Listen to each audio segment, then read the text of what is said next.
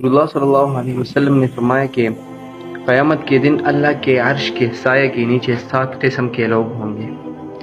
ان میں سے ایک وہ نوجوان ہوگا جو اپنی جوانی مسجد میں گزارے، جو اپنی جوانی اللہ کی عبادت میں گزارے۔ جب انسان جوانی کے دور میں ہوتا ہے تو اس کے پاس گناہ کرنے کی طاقت ہوتی ہے، اس کے پاس ہر قسم کی طاقت ہوتی ہے اور وہ گناہ بھی کر سکتا ہے، ہر قسم کے کام کر سکتا ہے۔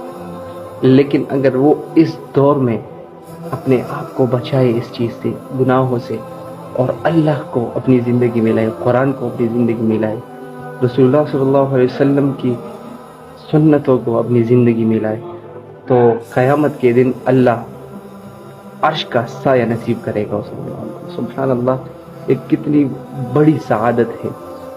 تو جو بھی نوجوان مجھے سن رہے ہیں، کوشش کرے کہ